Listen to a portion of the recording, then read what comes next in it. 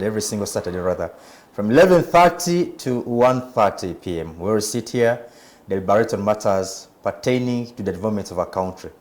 Like I keep saying that it's everybody's responsibility to keep this country intact. If Uganda is to progress from one stage to another, then it's your responsibility. It's my responsibility. And that's why I bring think tanks here every single Saturday, and then they share their perspectives with us regarding on the issues at hand in the country. It's been a busy week. Traders were back at what they did in May, and that is protesting. What are they protesting against? Their issues are clear.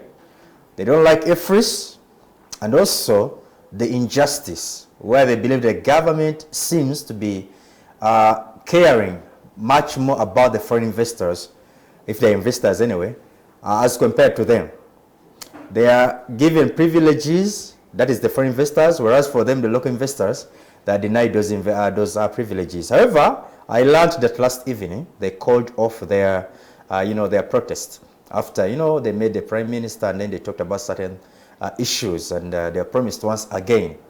But before that, the three members of parliament who are negotiating for a cut, for them to pass the budget, the wine court, the anti-corruption court that is, and the first witness, the Mariam Wagandi, also doubles as the chairperson of Uganda Human Rights, Commission. She was in the dock, provide evidence, pinning these three, saying that they negotiated for a 5% cut. She said that initially she had gone, to meet the budgetary committee to have an enhancement in their budget, but for them to ask for a kickback of 5%. And she had them recorded, with a device, a recording device, which appears or looks like a pen. And court has not yet, reached that point where they can play this evidence, or this proof. But in time soon, we are going to be learning whether indeed it is true that this gentleman and the lady had their voices recorded as they were negotiating for a cut. Now, for the protest, which was selected to happen on March 23rd, the March to Parliament protest that was organized by the Gens of Uganda, which was emulating the Gens of Kenya. Remember, it was foiled on March 23rd. But there were anticipations that this week I would have the same group re-emerge and then go to continue with their protest. But that didn't happen because the security operatives have been vigilant, very busy. As I speak right now, the road that leads to Parliament, to Parliament, that is the Parliament Avenue, it is still blocked. For you to access it, you're first is subjected to various questions by the people from the security, agencies there. And also those who are arrested, they have been produced in courts. Some have been granted bail, whereas others have been, denied bail. My panelists are already here. At the extreme end, I do have Counsel Ninsima Gachibayo. He's a lawyer as well as an NRM cadre. Good to have you, Counsel, once again. Good to have you too. Thank you, my brother. Good morning, and good morning, my senior from UPC. And good morning, viewers. I congratulate whoever has got something good in the course of the week. Glory be to Almighty. And also join me to congratulate Joshua Cheptegei. Oh, I should have started with that. Who made wonders and raised our flag in France. I really congratulate him for putting Uganda at the helm in the whole world. And also those who come from Kapchorwa, I salute them. No, this success is not for only Kapchorwa. No, what I'm saying. It's for all of us. For raising Maybe I'm praising for raising him for us. Yes, that's what I'm saying. I should have begun with that. For raising him. Indeed, my patriotism is wanting. For raising him and making him a good person. See, when you are raising a child, you cannot raise him alone. It is actually the whole community. So that's why I say those from Sebei region, the CP region, I congratulate you more, and also thank you for raising Joshua Cheptegei. Congratulations, Uganda. Cheptegei finally won us a medal. Yes. Indeed, a gold medal. We are so proud of you, Cheptegei. So looking forward to welcome you. Yes, yes, and also pass my sympathies and condolences to those who have challenges and those who have lost their dear ones in the course of the week. May the good Lord strengthen you in those trying moments you are going through. I wish you a nice presentation. Pleasure having you, Councillor Ninsima. In the middle, next to me, on my immediate left is Joseph Ochieno. Here's a state too. Let me allow you, sir, to be the one to say what you are. But good to have you. Thank you. But because I call you, let me clarify this. I say you're a former presidential aspirant, and you almost went for my neck. In UPC, we don't go for necks. That's NRA, but go on. So, who's Ochieno then? How should I introduce you? I think anyway, I can start from there. You're absolutely right in a sense, but I think it wasn't for the cameras, but it was for yesterday admin work. You know, I do media work, and I studied non-UP English. So I'm very particular about how we present things, and I'm also about context. And as an older person, including in these spaces, my job is always to guide and to mentor and to become a good example. So sometimes I can be a little bit of a pain to producers and even sometimes presenters, but in a good way, meaning that we want to grow as a nation, we want to grow as a peoples. I'm very particular across Africa, where I'm lucky to sometimes, in many cases, be invited in the spaces. And I engage journalists and backroom staff and editors because I want this country to grow. I want you guys to shine. I want to see you being one of the 3 top journalists in interviewing Museveni in such a rigorous manner in which those Kenyan journalists rightly interviewed Ruto after Kenyan security forces killed those innocent young Kenyans. And I want that to happen in South Africa, and I want it to happen across the continent. So yes, it was just a small misleading error that I am a leadership candidate in Uganda People's Congress, not former. I'm a leadership candidate in Uganda People's Congress in the sense that, as you know, and as your editors will know, Supreme Court ruled that Jim McKenna is not president. So we don't have a UPC president in Uganda House. We have Jim McKenna who broke into Uganda House and is there illegally. Number 2, that ruling means that the person who should have organized a post-Kenya elections was Peter Walubiri because it was taken back to Olara Tunu. So Walubiri had the mandate to do that because Olara, who was our last elected president, had appointed his then Vice President Joseph Bosa as an interim leader, which Bosa appointed Walubiri in acting capacities constitutionally, and so Walubiri organized elections in which I participated and Jimmy did not. Those are the elections which I won, but Walubiri, I don't know what happens to some of these lawyers of these days, together with some lawyers around him, including some lawyers around him, fudged the figures. Thankfully, I had the evidence, and most members do know. So I won those elections, but they played around with the figures, and I also decided to go to court. And that's a matter which is in court to determine, 1, whether or not I'm president, which I know I am, and 2, I asked for a permanent injunction against Jimmy to stop presenting himself as president. The idea is then, whoever emerges but president... how come the courts have taken a long run on this matter? You ask him. He's a lawyer and he's in NRA, so he's going to tell us. And that's how bad Museveni has ruled this country. So unfortunately, this matter, including a judicial review, you may not know, you may not putting on the spot, including a matter of a judicial review should take 6 months, not so? It has now taken 40 months under NRA. A bunch that went to the bush allegedly because they claimed they didn't have confidence in the judicial system at the time. So that is the mess. So in other words, Museveni and his NRA and his judiciary have held this party hostage. From 2016, when there was a ruling against Akena, the appeal took 4 years until 2020. 2020, the Supreme Court Appeal Court Justice ruled very impressively and asked for fresh elections, and that's when I participated in those elections. The election took place in December 2020, and since March 2021, when I sought a judicial review, until today, the matter is still pending. And if I may say so, since you gave me a little bit of an opportunity to this, when I complained to the principal judge, instead of response to me, the judge, the third judge now handling the matter, decided to recuse themselves. But we're basically waiting for a determination of the matter, which we had been told it would be done in 2022 in December 9th. We went to court and we told the judge was on leave. It took 1 year. I went to see the principal judge in September last year. September's nearly here. So we're being taken for a ride by this regime. But since we also recognize that it is a bit of a game for Mr. Museveni. We are near basically, indeed, and holding UPC hostage. And I'll be interested to hear from you as a lawyer. But good enough you ran to court. Whether or not good enough, good enough I went to court rather than going to the bush. You see? Because if we, no, honestly. Because you see, we must admit that we have court systems in Uganda. Yeah. And they are functioning. Very badly. So and they're functioning very badly. You're a lawyer. You have started it here that you took your matter to courts of law.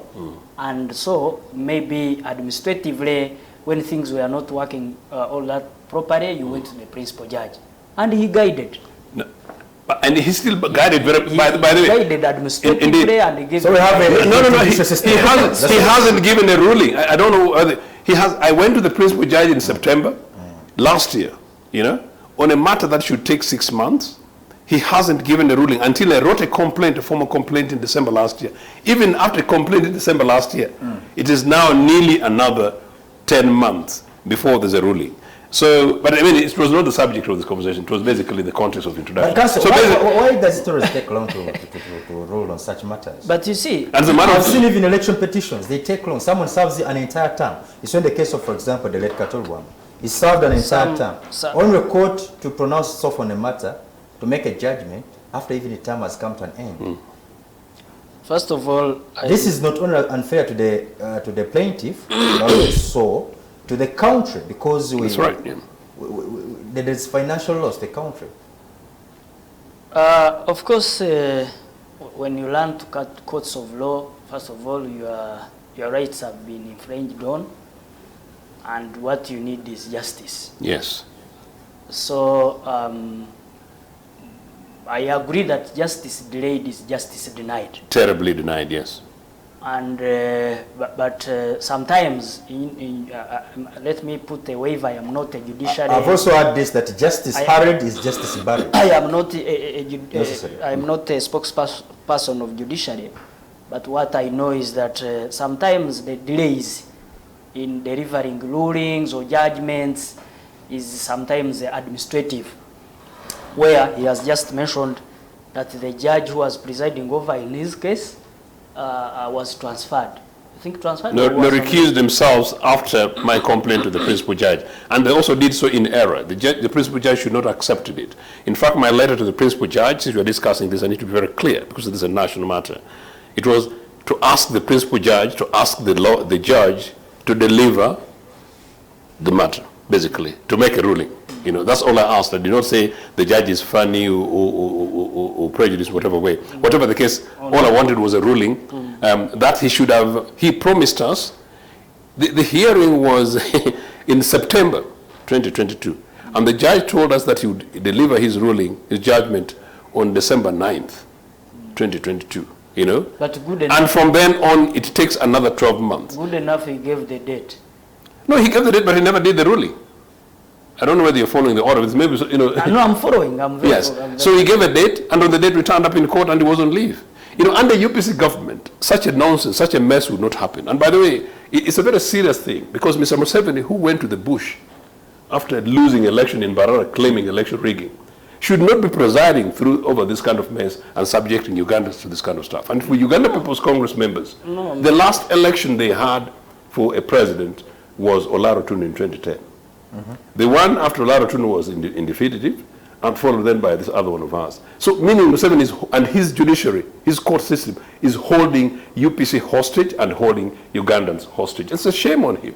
No, you cannot say that the NRM is holding UPC hostage, like you have stated it. It is not really the proper word to use.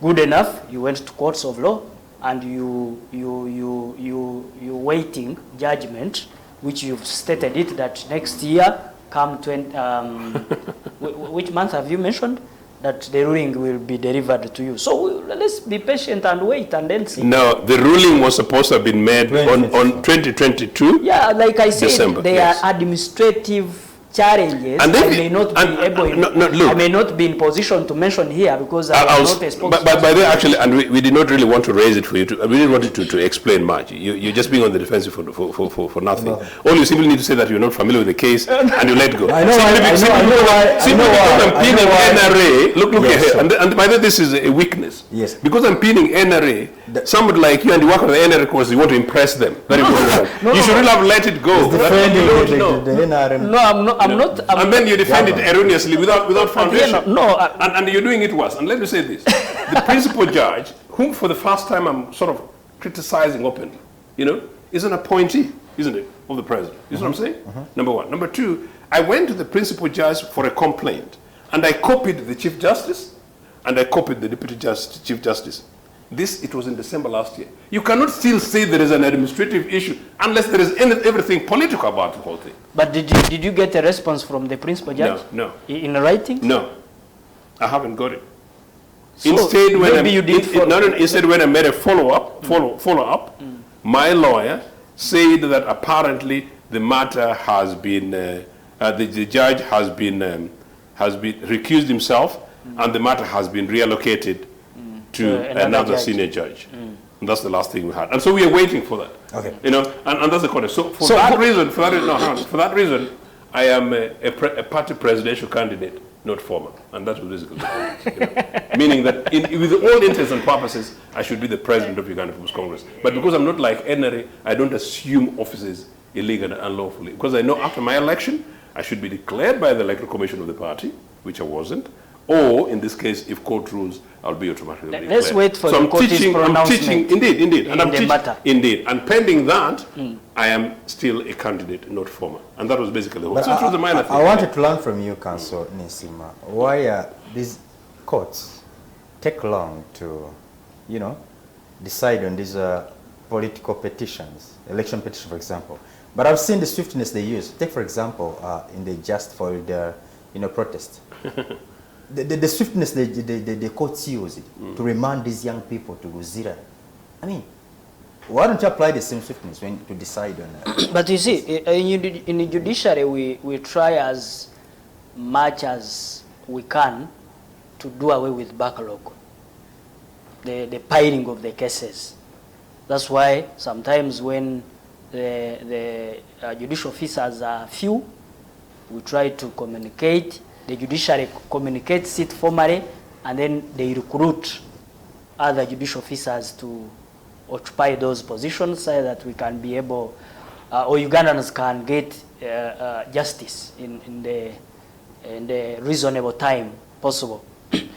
But the challenge, like I said, it can be an administrative challenge, and maybe we may not get to know. But now that on his matter, when he wrote to the principal judge and the lawyers have been following up, and now that the case has been reallocated to another available judge, like he said, the other one was on leave, and now the matter has been transferred to an available judge. So I think let's wait for the pronouncement of court and see what will come out of the ruling. Okay, Mr. Cheno, issues at hand now. Fight against corruption. When the president was giving the State of the Nation address not so long ago, he said this time around he was a different, character towards fighting corruption. He had gathered enough evidence, and it was time now to take on the corrupt. It didn't take long before we saw arrests being made. High-ranking officials, as we speak, they are languishing in prison, including a PS and a number of members of parliament. Are you impressed by the way the president is now handling this vice that has been eating up our country for a long time? Corruption is a crime. It's theft. It's national theft. Corruption, the impact on a country like Uganda is possibly as terrible as Holocaust. Corruption kills. Corruption is killed in this country. Corruption sinks a nation. corruption is a national security vice. And one of the reasons why Museveni, at one time, talking to my beautiful sister, Betty Kamia, sister-in-law, said that, oh, you know, so long as they're keeping the money here. And I'll come to that. So it can cause a coup. And maybe that's one of the reasons why Museveni is cautious. Am I impressed? Of course not. It is his creation. The first major corrupt event that I can recall, and it's official, thankfully I'm flanked by a young lawyer, you guys are doing well, you know, is that the 1987 currency conversion. I don't know how old you are. I'm in my 30s. But since you're a lawyer, I'm sure you must have studied history. 1987, there was a currency conversion in this country. That was 2 years into NRA. I was at Makerere University at the time before, you know. Yes, and in the currency conversion, for 1,000 Uganda shillings, if you want to change the money, they took away 2 zeros, and that remained, you remained with 10 shillings. And they cut off 30% of the 10 shillings. So if you had, so 1,000 shillings, you go home with 7 shillings. And I hear they never had a problem with it. These people do walk back home happily. And people, yes. Because they've been decent Ugandans. Taught that this... They told us a new dawn of a new era from the bush, you know? Mm-hmm. The 30% until today has never been accounted for by Mr. Museveni. Nobody knows where 30% of our money went to. And Mr. Museveni, please tell us. The first major corruption under these guys. After that came a series. You'll hear stories about the junk helicopter. You know, that involved Museveni's own family, his brother. Then we started ghost soldiers. Then we went to ghost teachers. Then we went to ghost schools. Under this NRA. What has Museveni done about this thing? You're talking about a new version of Museveni. Then fast, the new version of Museveni at 80. You know, Museveni reincarnate, whatever the case. You know, so you get it? Corruption. It's as crude as Holocaust. Okay? Then you come into the beggar money that we get from foreign aid. Monies for HIV and AIDS. People were dying at home, people were dying abroad. Ugandans were dying. AIDS, some of which we know parts of this country, AIDS was spread by soldiers. Okay? Oh, no, I'm talking to you flanked by an NRA lawyer. I know what I'm saying. It's a fact. This is on record. Okay? Yeah? But our people were dying of HIV AIDS in this country. And Museveni, some of the credits people give him, I don't give him as much, actually talked about AIDS and is known to have campaigned to reduce AIDS. Yeah? But Mr. Museveni, as he campaigns around that, we get donor money for HIV AIDS and malaria, Government funds, and it's stolen by Museveni's own team. Some of which I don't want to stretch how fast. You know how far that went. Where are those people and where is that money? Corruption. When NRA went to Congo, you know, we paid several $100,000. The looting of Congo. Is that theft or corruption? What did we bring back? Was a war booty. Did our war booty to go to our national coffers? That is corruption. That is theft. Instead, we go back to our little national coffers and take money to pay back Congo. That's corruption. Then you can go on NSSF and on. Then you can go on and on to Temangala. Then you can go on and on to Chogam funds. Corruption. And NRA. Where are those people? Fast forward. Fast forward. Mabati. That was the biggest shock to me. That money meant for the poorest of the poor in our country, the people from Karamoja, you know, is stolen by the top most privileged lot of people. 22 of them in Mr. Museveni's cabinet. Where are they? From his vice president to his prime minister to his chief whip to his speaker. The list is long, we may not exhaust it. Those top, including Mr. Museveni's Minister for Finance, meaning his minister responsible for the port of our money. Mabati flies into his back room. Where are they in Luzira? So which new Museveni are you talking about? No, this is a farce. The few people who have gone to Luzira mean sacrificial love. The Museveni of whatever is happening in Parliament. The Museveni of, May, of June 2024, when he made a statement saying, this time around I'm going to be tough on the corrupt. I think ever since then we've not heard of any other corruption scandal. You mean that so Museveni has lost memory about the things I'm talking about? Basically, that's the point. Well, he may not reverse history, but at least for now. Now that by the way, you know what? This is very interesting. Mr. Museveni's people about junk helicopters, we can see those who moved on, you know? Yeah? So we can say, like, forget about those guys, or leave them, okay? But Mr. Museveni of Mabati, which is a few months ago, people in Karamoja continue to die. 2 days ago, I had to give a young Karamoja person 40,000 shillings. I'm sorry to say it on air. Desperately seeking to rescue a child over malaria. 3 days ago, basically this week. But the thing is, and the thieves are still part of his cabinet. How can you say that's Museveni of the past? So no, this is a fudged process.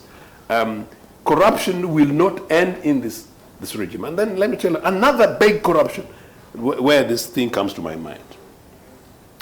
When time came when Museveni and his dubious foreign friends sought to privatize public utilities that UPC built for you and your children. We built them for this country and built them for you, okay, including educational systems. They sold off our banks, they sold back our parastatals, they sold back and shared, basically, these things for themselves. These NRA guys.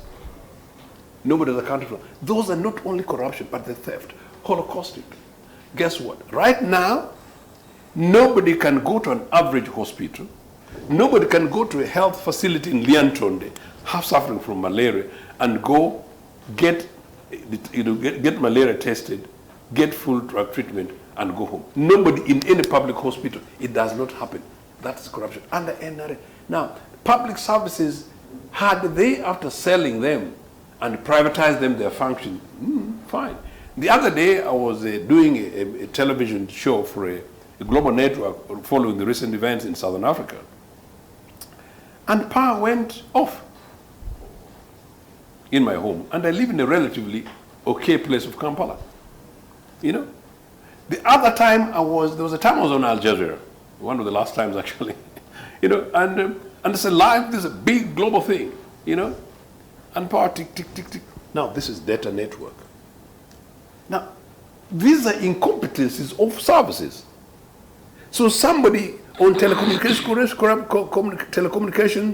commission, maybe they're looking at maybe what Idris and Ochieno are saying, rather than recognizing the quality, capacity, and access, and whether or not the people of Karamoja can access this program. And the people of West Nile can access this program. And also you, Idrisi, when you buy your data for 2,000 shillings, 500 something GBs, whatever the case, for 24 hours, that the speed, pace, and continuity of that serves your purpose. And let me tell you how holocaustic it is. I know you do very well, and I think you're teaching and things like that. And by the way, we should very well, because you young guys continue to do well and continue to learn and continue to grow. Now, you leave these programs, maybe you go in a taxi, you know, on your fantastic laptop there, you want internet to work. We have these days people meeting in cars. We have people, you know, partly because COVID and working from home kind of stuff. And then we have people studying online. You buy data and power on and off and on and off. It tells you that nobody is ensuring that internet services that you buy and pay for, you know, are such that they provide with services. So these are things that people don't even go down to: corruption and incompetence of a regime. If in UK power went off in one block, it's an emergency. It's a crisis. That's the UK. But no. This, okay. That is okay. UK. I'm telling you. The UK. That's very good. But I want to I'll not let you go of that. It's not UK. It should be here, because it was the same thing here before Museveni came from the bush. Do you get my point? Number two, no, Idris. Not so long ago in Nairobi, Idris, and also power. Nairobi is not Kampala. Let me tell you this. I'm pushing these things for you deliberately because we're going to talk about some of these other things about young people in the streets. I am trying to tell you guys to begin to believe in better. NRA has flopped after 40 years and has given you substandard subs. I'm trying to tell you that what you are getting in this country is being shortchanged. There's no reason, and for me, there's no reason why MTN should not be providing with the necessary services that it provides as part of the world. So the UK thing that I'm talking about, it ever happened here before NRA?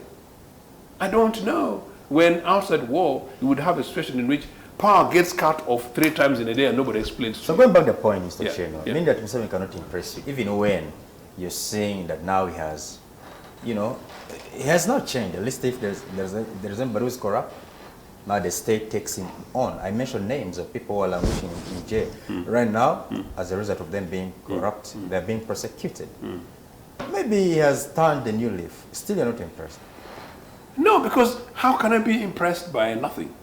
So he's stuck in the past. No, the guy... And you always talk about the UPC as if the UPC was that clean. Oh, UPC was very clean. Really? Oh, UPC was very clean. And for the record, Museveni knows it.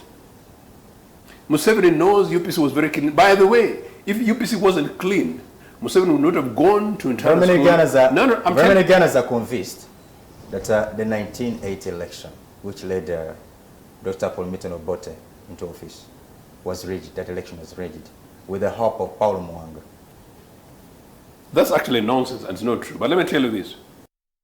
Been corrupt.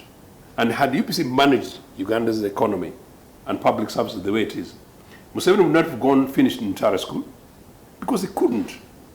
Number one, Museveni wouldn't have gone to Dar es Salaam University and completed. He couldn't afford it. Do you get it? Museveni went to entire school, quality education, UPC. Went to Dar es Salaam University at the pay of Ugandans. University education is fully free. Now, I'll get back to you. I am. Because this is public knowledge. It's not from me, you know that? Yeah. It's not from me. In fact, Museveni used it as a justification to go to the bush. It was like, I already have information that UPC is contemplating rigging the election. And once they do that, immediately after the election, I'm going to jungles of Luero, which he did. So, whatever went wrong, as a result of Museveni going to the bush, UPC should carry the blame. That's a nonsense, but let me just conclude that no, UPC was fantastic, and had it not been for UPC's distance in public services, yeah, Museveni would not be who he is. And by the way, let me tell you this: had it been the UPC, the NRA way today, Museveni would have got his Why first do you job. keep dodging the 1980 election? I'm coming to 1980 election. You're a teacher, so you should allow me to go through the process formally, okay? Let me just deal with this one first. I'm looking at the clock as well.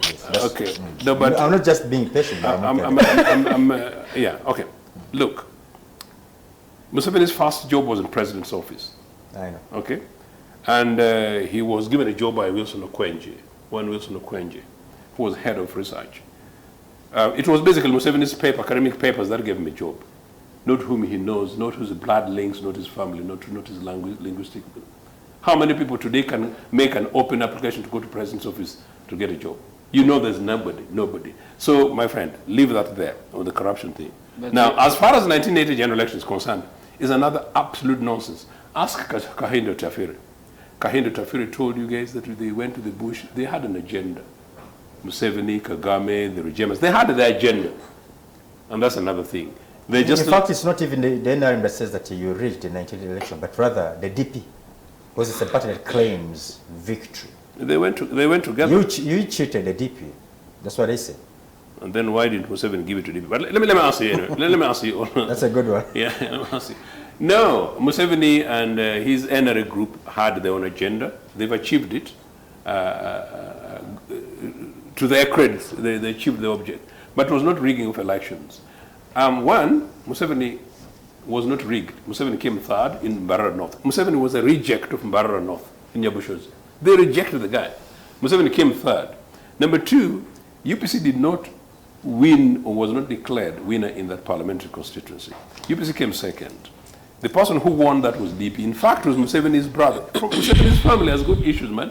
Sam Kotesa won that seat for Democratic Party. I mean brother-in-law. Brother-in-law, basically. But they're family, you see what I'm saying? And you know how how intertwined. They're lucky guys, aren't they? You know. So that's it was won by DP, not UPC. UPC came second. Museveni came third. So Museveni, it's nonsensical to claim it. Museveni should have been fighting it over with Kutesa. Okay.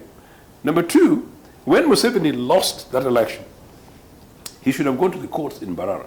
And my young friend, he was talking about, judicial system. So he should have gone to court in Mbarara, not to Luwero courts.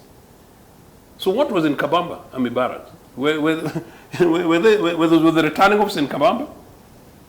Yeah? Those Luwero skulls, were they like, do they look like mathematical figures? Like IBC saver? Absolute nonsense, not true. Museveni had designed to go to the bush, he's achieved it. UPC won the 1980 general elections convincingly. We won it convincingly, and guess what?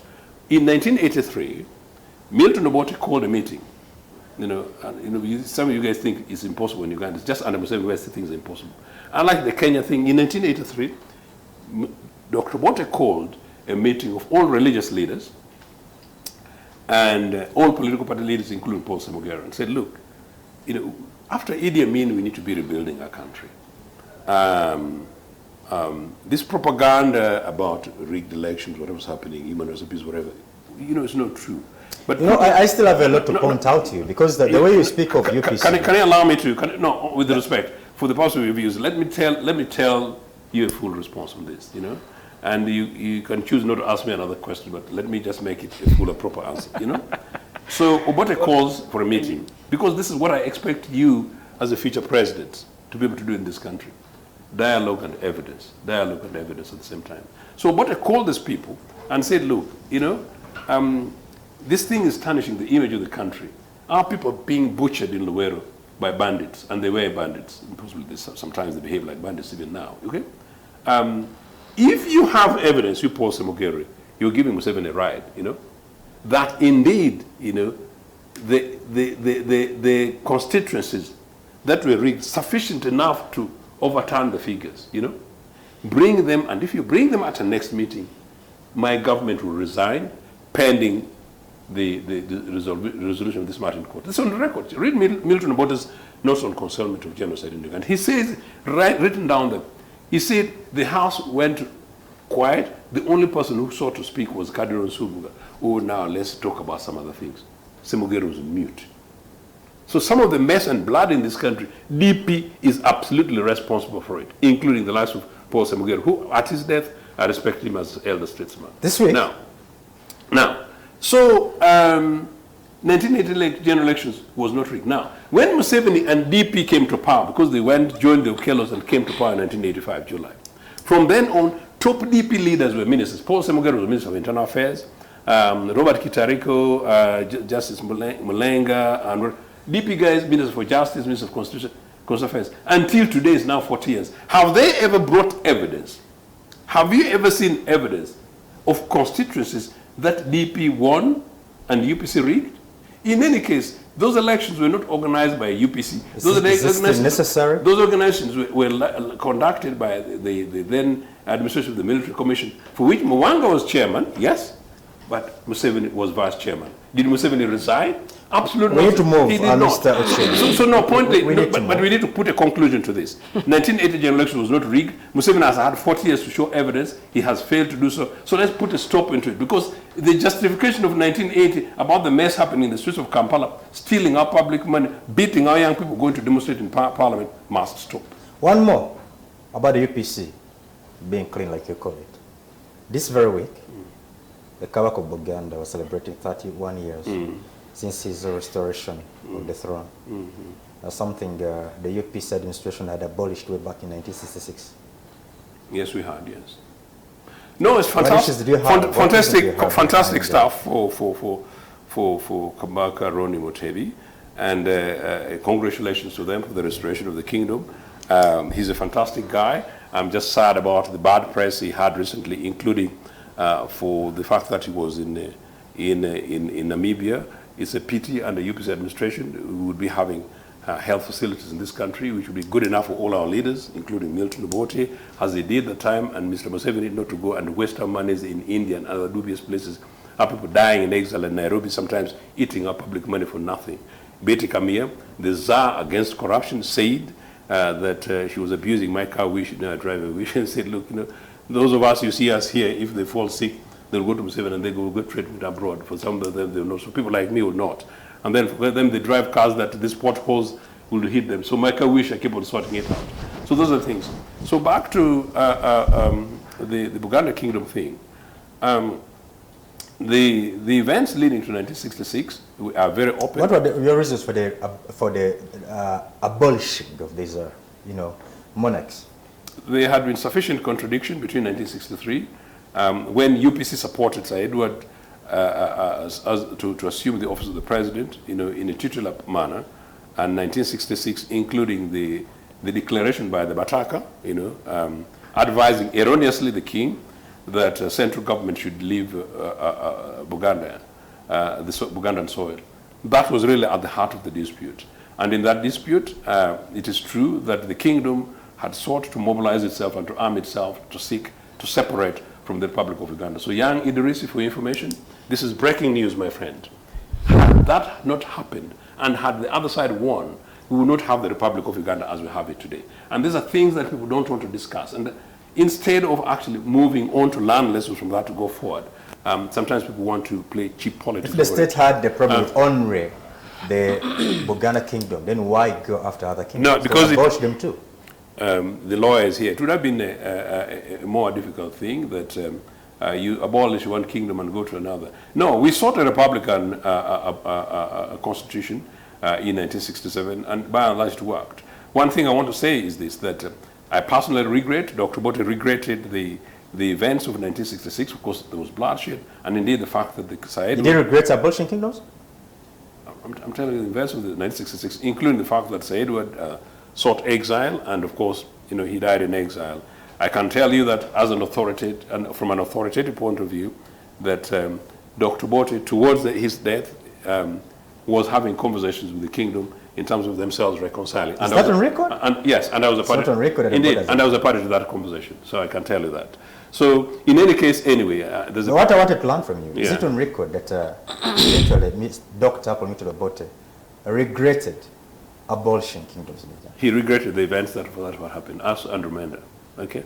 So, and in any case, Obote and UPC, we are not the kind of people who would go for this kind of confrontational things. Many of these things you do it as last resort. Ask Museveni about Kayunga. Ask Museveni about Kasese. Ask Museveni Let about me bring in everything that Council we talk about Nisimana to the today. conversation. Yeah. You've raised a lot of issues. If you may respond to some of them. Yes, thank you very much. I've liked you posing some good questions to senior here, Ochieno, and I've seen him not appreciating anything that the NRM government has done in the fight against corruption. And actually, he has cited very many incidents. But the question I liked more is when you posed him of the late Dr. Milton Obote and the Buganda kingdom and his attempt to abolish the kingdoms. The kingdom was abolished. It was not attempted. It was abolished. Okay, I don't think what you have spoken convinces the Buganda kingdom there, or a Muganda who loves his Kabaka and whatever took place in that process. I don't think you have convinced him, or you still convince him in that manner. But be it as it may, he has started with the 1997, when he spoke about the incidents of the 1997 changing of the man. 87 of changing of the man, actually. He has reminded me of my constitutional law lecturer, Dr. Emmanuel Bajenda. I remember when he was lecturing us in that course unit of the constitutional law. I'm one of the students who gave him hard time and but of course we could agree and disagree in principle about all this, especially when he was lecturing the constitutional history. He knows very much that that decision was taken in a legal notice. And in that legal notice that brought the decision, where Ugandans he has mentioned about it. They could take the money and take whatever they took home. They were contented because it was a decision in the legal notice of the 87. Secondly, he has mentioned very many instances of I think of corruption, where he mentioned about Public the theft, yes. the public theft and what. I want to tell him that since 86, actually, when the NRM came to power in 86, we had a lot of challenges, and very many where there was. He is a senior, he knows very well. We took almost 16 years fighting in the north, stabilizing the country, the wars we had. He comes from the east. Some parts of the east were not even accessible because of the wars. Including my home. NRA broke the house of my father in 1989. There are 3 people buried, one of them still breathing in Agongara, sub-county headquarters. Yeah, so, yeah. Senior. So, first of all, you have to admit that almost 16 years the NRA government was trying to stabilize this country against which it had initially destabilized itself. Of course, any government that has taken power, there are those that look forward to, bringing it down. So we had they were stabilizing what they now are. you get that, right? You get the 39 is saying that we have been in power for almost for the 39 years. Get the 39 and subtract 16 years where we have been, landing here up and down and in wars. Those are almost like the balance is 22 years. So then has been power for just 20 years. No, I am saying the other ones, the 16 years, because almost from 86 to 2005, we have been, in that quagmire, in that state of those who want to destabilize the Ugandans, those who want to take away the peace that we restore. When you speak like that, in fact, not only you, but all NRM cadres, like you call yourselves, when you speak about this peace in Uganda, tranquility, it's like I find you exaggerating it. You speak as if now Uganda is very, very peaceful. I want to tell you about the crime that is in the city. Just the other day, Isaac Niringi was hit on the head, almost lost his life. Very sad, actually, yeah. Every single day, you hear people being kicked, beat on the streets of Kampala. And the security agencies don't seem to, be bothered. But when it comes to foiling protests, they're the swing in action. No, but the security the priority on safeguarding Ugandans is questionable. No, first of all, when you look at our 10 points program of the NRM government, the first point is security. Meaning we give priority to security and peace of this country.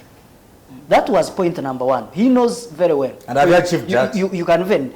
Yes, we have achieved so, but we admit that there are some, some challenges here and there, like the ones we have said in the city, those kicking Ugandans, and those who have, like the incidents we have mentioned about the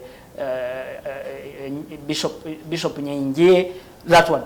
But the security agencies are working hand in hand to apprehend those ones who think that they will continue destabilizing the peace of this government that brought the Ugandans.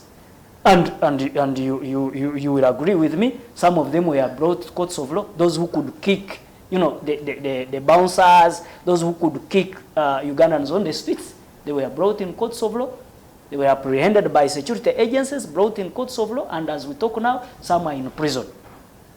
So I think that one, in any government, you cannot expect 100% achievements. Except UPC should have acted like angels even when it's being kicked and there are people being you cannot kicked. talk of the UPC whose government did also some wrongs to the Ugandans, and it is evident. We have just started with the kingdom, the abolishing of the kingdoms and what. But what we are saying is that it is our collective responsibility as Ugandans to fight or to get involved in the fight against corruption. Because our point number 7 in the 10-point program. The latest time a section of Ugandans came to join hands with you to fight corruption, you saw what you did. They are languishing in prison. You remanded them to Luzira. When they came out to join hands with you, fight corruption. No, you see, they are anti-corruption agencies put in place here in Uganda.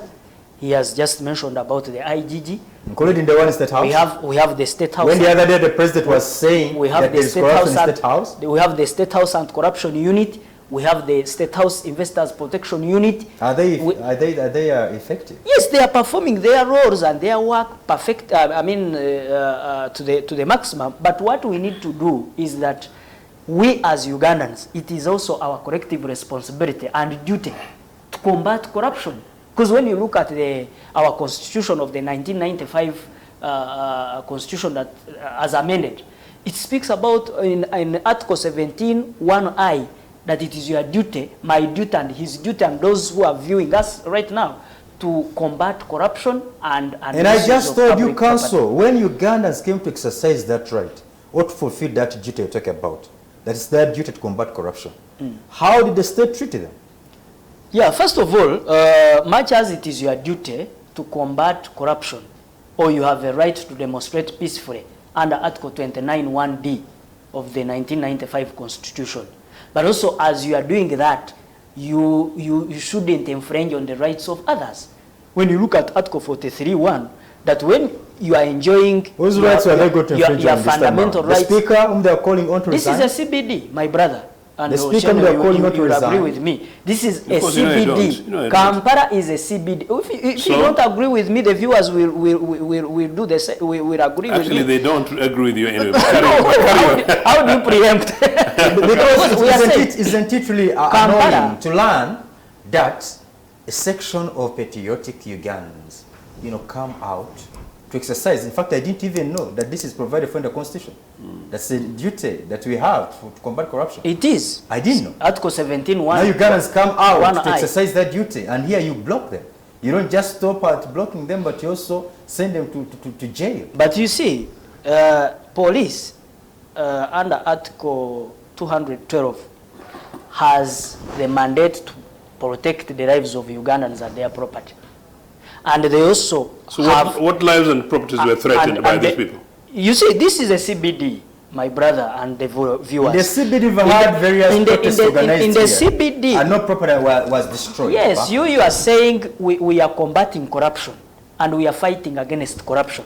But you are calling all Ugandans to join you. Have you had protests in the past organized in the CBD? But you see, you are saying it is a demonstration. It is a peaceful demonstration. That can result into, or it can be a riot.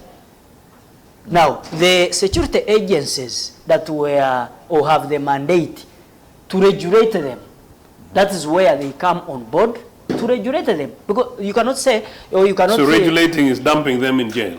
No, of course, when they are regulating them and they go beyond the required regulations, of course, what they have to do what did they go beyond? Is to prevent them by doing the preventive arrests. This was preventive arrest. We've had these boys and girls languishing there for the last 2 years, and you're calling it... No, of course, when you are arrested, they are being prosecuted. The charges were they are being prosecuted under counsel. Do you know the charges that have been brought on them? Yes, being why a not? Public nuisance. Common idle and disorderly. Common nuisance. And I've learned that these cases are no longer. They were, the Constitutional Court ruled on them that. That's right. No, but it's actually quite shocking, very disappointing. When you look at the director of public prosecution, a fantastic lady that I respect, could allow such kind of things to go through in front of the court. So it's basically an abuse of office, and it's actually an insult. Mr. Tieno, first of all, police is guided by the Penal Code Act, Cap 128, and those charges. Like the common nuisance, when you do disorderly. When you look at section 160 that provides for that for the common nuisance in the Penal Code Act, it was one of the count that was put on those demonstrators. But also I think the idle and disorderly is what I can also say I don't agree with. because first of all, it was, plucked out of that. Two, the president also came out and stated it categorically clear that you cannot you cannot be idle and disorder in your own country. Now, from there, in the NRM, we are saying corruption is evil. Actually, whoever participates in this, and there is evidence to that effect. He just mentioned a statement where the president actually seemed to be condoning it. He just mentioned. Only that he didn't mention clearly when the president, was commenting on the, the audit, lifestyle audit.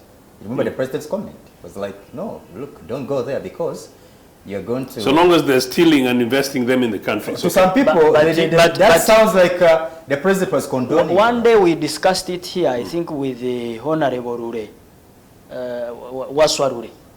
We discussed it here, and I asked you a question that if you were the IGG and the president tells you like that, has not written to you, has not adduced it into writing, do you see where money or taxpayers' money is being swindled and you just fold your hands in the office and you say, so now you're blaming the IGG? Because the president said that don't touch on them and there is evidence to that effect. So you're blaming Betty? No, Betty has to, Honorable Beth Kamya, as the IGG of this country, has to execute her constitutional mandate. You cannot just sit. No, you see, you look at what your constitutional mandate says or provides for in the office, and then you act. Do you know there's something? So you're asking the IGG to go against her. There's something that very, very quickly. You know, Mr. Museveni, there is Loboa Hospital. Yes. Aren't you ashamed? Of what? Ashamed of what? First, they asked, do you know Ruboa Hospital? Have you heard of it? The Luwa Modernized Hospital. Have you heard of it? I know Ruboa. I know Ruboa on Entebbe Road. Oh, okay. Luwa Modernized Hospital. That place which is, I think, fenced and and there's some. You know how much you've spent on that? There's some construction going on. Do you know how much you've spent on that? I don't know. I may not have the figures at my fingerprints. Do you know how many I know Parliament has always allocated the money. The legislators have been blocked from accessing it because they wanted to follow up on the money that we've dished out to have that constructed. But there is a time the deputy speaker went there and was allowed to see what was going on.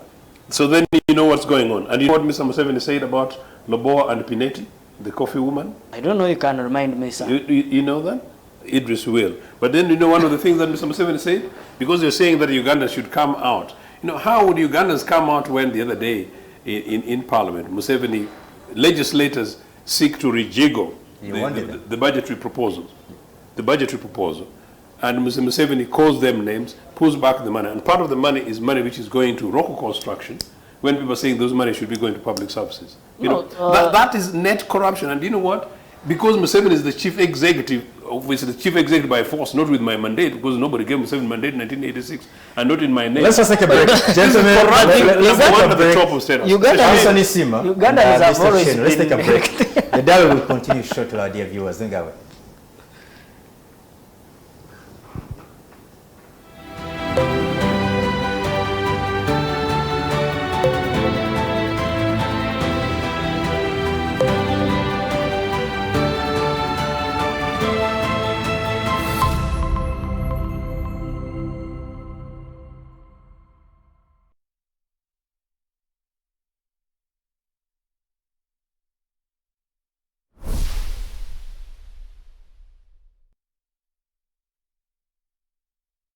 This Sunday on BTM. Today, we'll be discussing about parenting in this digital era. Omuntu akukwatira ku mwana n'olabanga gwafudde ng'azirise nga si mwabazaala omwana omu babiri. Let's engage God in everything. Let him be the foundation.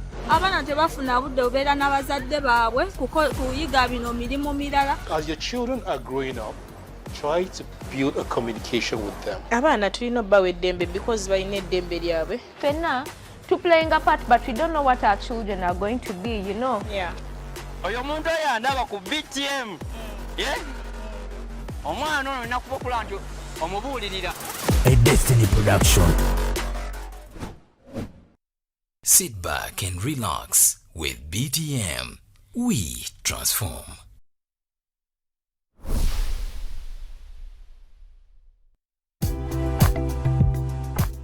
Amannya gange mpitibwa Sulaina Nakachwa nga nkola ne BF Suma. Abaami batawanyizibwa obulwadde bwa prostate, tujjanjaba obulwadde bwa prostate enlargement. Otegeera otya ng'olina obulwadde bwa prostate?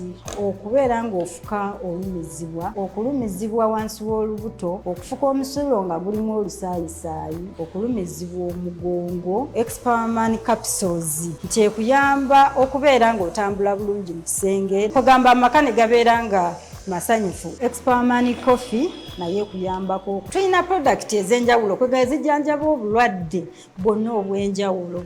Nti omuntu yenna ali eyo bw'obeera n'obulwadde obukusumbuwa, nkubira ku nnamba zange ez'essimu onyinyonnyole oba ojje tukwataganye. Tulinamu ne baddokita ab'enjawulo. Tulina obujjanjabi obulungi.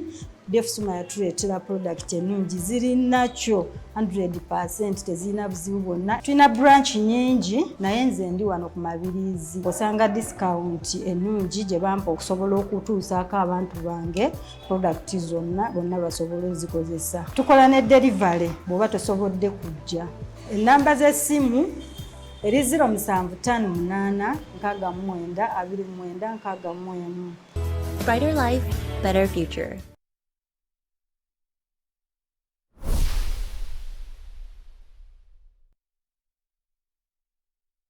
Discover delicacy at Cafe Atu, your all-in-one destination. Whether it's the perfect cup of coffee or a satisfying meal, we got you covered. Indulge your cravings with our mouth-watering pilau, savory katogo, crispy chips, and tender chicken. Explore our world of cocktails and fresh juices for a truly special treat. Planning an event? Choose Cafe Atu for top-notch outside catering services. Benefit from ample parking, stay connected with Wi-Fi, and catch your favorite matches on DSTV. Cafe Atu offers food deliveries in and around Kampala. Hosting a conference, our center accommodates up to 1,000 people. Need a boardroom for a party or corporate meeting? We've got just the spot for you. We offer a free venue for birthdays and baby showers, providing complimentary photography. For those aspiring to become professional baristas, our barista school awaits you. Visit us at Albany Center, Level 2 on Ginger Road. Cafe Atu, where every occasion becomes a memorable experience.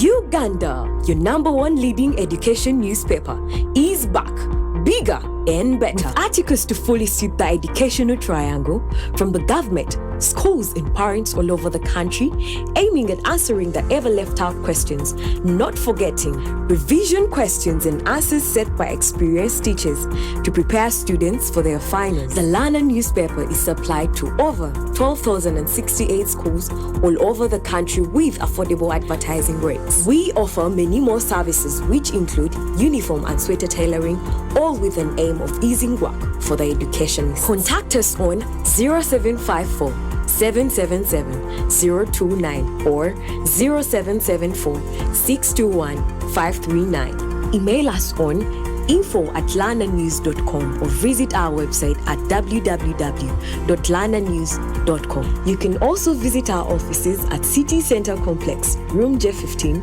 4th floor, along Loom Street. The Lana, prioritizing education.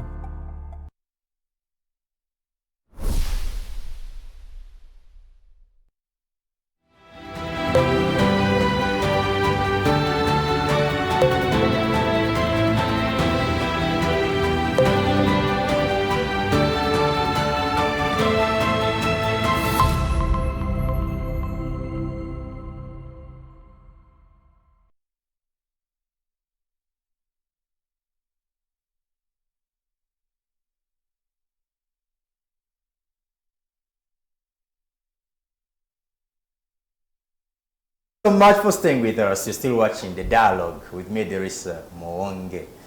I'm still with my panelists, Mr. Ochieno Joseph.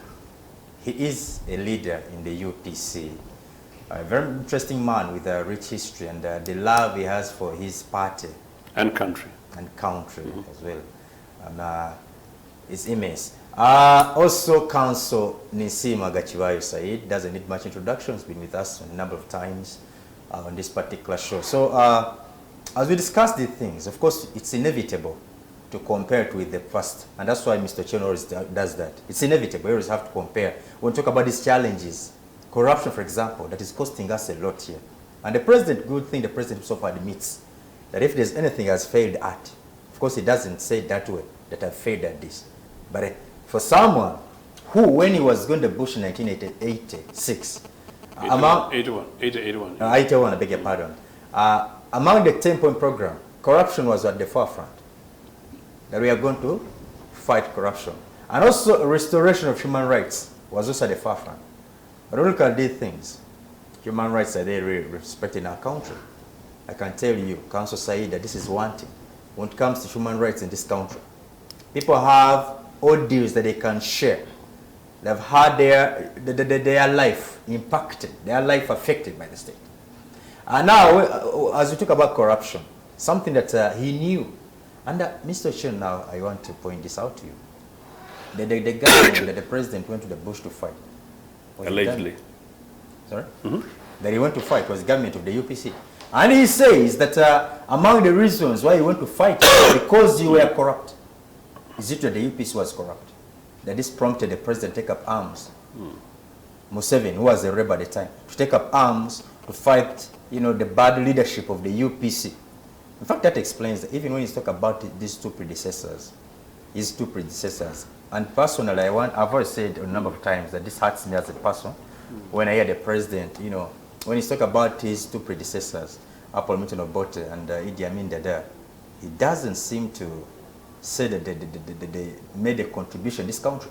He only talks about them badly, which for me, it's misleading, especially those people who don't read history. You may think that these were just monsters in this country, which is not true. And I just want him to imagine if he was long gone and another president came in, and then this is how they speak about him, how would he feel? Mr. Cheno, my point to you is when Museveni says that I'm going to the bush to fight this bad government, among the reasons I'm fighting, rampant corruption. It means the UPC is corrupt.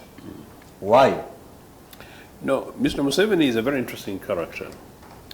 At this time, not many Ugandan historians, many Ugandan critical thinkers like yourselves who are in academia and lawyers, as you rightly say, even if in a documentary evidence is brought in front of them, have got the courage, which is very disappointing for Uganda and Africans. And I think sometimes books also and tend to be not the best friends of the African personality. I talk from a broad perspective, include some of my own experiences elsewhere.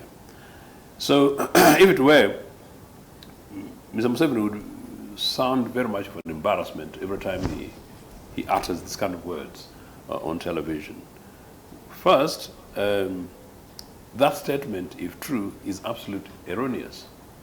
One, because, as I said earlier, the Obote One government enabled Museveni to have decent high school education for free and decent university education for free, including flying him to Dar es Salaam and back for free, and paying him allowances for free, our money, UPC government policies. Number two, he got a job in president's office without selling his grandparents' cattle, because I don't know how many they had. Because possibly they did not have many, because Museveni boasts about some of these things. Evidence will show that possibly Museveni is not necessarily from a very rich background. Okay? So the Museveni's family background of that time, not many people of that family background today. There's a clip I saw running on social media. He was saying that he has never been a poor man. That is another lie, by the way. And Museveni. Why mention Byanyima? Museu? Boniface Byanyima. No, don't go there, Mr. Don't go there, Mr. Don't go there. No, because we have to authenticate. I talk as a leader in this country, and I talk as a leader of Uganda People's Congress, but also talk as an authority who would like to have the history of this country corrected, but also talk to teach younger Ugandans to be careful in how they talk, but particularly to ensure that young Ugandans, post-Museveni, we have a nation which is much better than the nation that some of you guys might have experienced in the last particular 30 years. So, Obote gives Museveni a job for nothing, I said the other time. Obote's office back when he didn't even know it. He didn't need to know it. That's how You mentioned that countless times. I don't know whether it's a tactic that you're dodging my question. No, I'm coming. Museveni goes to fight a corrupt Obote So, administration. Museveni goes to Dar es Salaam, Tanzania in exile. Museveni goes to Tanzania in exile on the back of Obote, because Nyerere had received Obote as his former colleague and close friends in the liberation struggles. So the Musevenis and many of these people, the Magaras, some Magaras, get privilege at the back of Milton Obote. In fact, some Magara, Obote intervened to get him to law school in Dar es Salaam. Obote knew his background. I'm saying it for the record. Obote knew his background. I don't want to go there. You see what I'm saying? What is false is that Obote organized for Museveni to go and study in Dar es Salaam. You've seen some of those things in social media, that Obote talked to Nyerere in order to get Museveni in Dar es Salaam. No. Museveni got to Dar es Salaam University on merit. So he passed his exams and got admitted, and he went there. But on the privilege of UPC education systems and money, public money, that's a different thing. But for Sam Magara, Obote intervened to make sure that he got to a law school in the University of Dar es Salaam. That's for the record. You see what I'm saying? Now, fast forward to 1979-80. 79-80, these guys came home as liberators. Of course, I wasn't there at the time. So they came home as liberators. Museveni joins the interim UNF government. Obote was in exile in Tanzania. Obote returned in May 1980 for an election in December 1980. So Museveni was part of the government from April 1980, 1979, to May 1980. Museveni was a part of the government, and that government was interim. It was not a UPC government, it was interim UNLF government. One led by Lule, second led by Binaisa, and then led by the third presidency, by the Mwanga and Museveni in the military commission of power. Of course, that was a three-tier presidency of three other justices. I don't have the list now. But yeah, people now call it the military commission government, but it wasn't. Now, as of 1980 December, the elections are held. Obote is elected in mid-December 1980, yeah? Museveni goes to the bush on February 6th. How could Museveni... 81. In 81. So Museveni went to the bush within... Was it not in January? No, basically, officially. They went to the bush, but we know they've been ferrying things into the bush. These Museveni guys, man, So 6 weeks of Obote government was what found Museveni in. So 6 weeks you can talk about massive corruption. 6 weeks you can talk about human rights abuses. And we even know that there are people who asked for Museveni to be arrested because Museveni was threatened to go to the bush. And some people actually blame Obote for this mess. And Obote, the person who believed in civility, evidence, and order. And so the Museveni that talks about Obote, I'm sure right inside his conscious. So really, you can't claim that Museveni went to the bush because of corruption. What? Because as I said, it was UPC government had been merely in government for 6 weeks. Number two, no, let me tell you this. There is no evidence, there's not a single accusation labeled on UPC government by Museveni throughout the 1982 government or Obote one government. There's only one incident of Obote one government that I'll talk about. That's the so-called gold scandal, but that would involve Idi Amin. And Obote acted. Now, the other thing was a rigged election. I've told you, DP and the Musevenis have ruled this country for 40 years. Even right now, the DP minister, DP leader, my young friend Norbert Mao, is also Minister of Constitutional Affairs. Let them produce evidence that UPC rigged election. So none of those counts were true. What Museveni did, and Kagame and others, they organized and mobilized because, one, they wanted to rule this country anyway. Two, they wanted to find a situation in which they could fight back into Rwanda. And three, I also want to say in this program, it's also true that these guys wanted to have influences around the region, some of the influence of which they continue, including the stability in Congo. But you see, Mr. Thieno, the praises and the goodness you telling us about Dr. Obote's regime, why didn't it was a government, not a regime. Okay, government. I said it knowingly.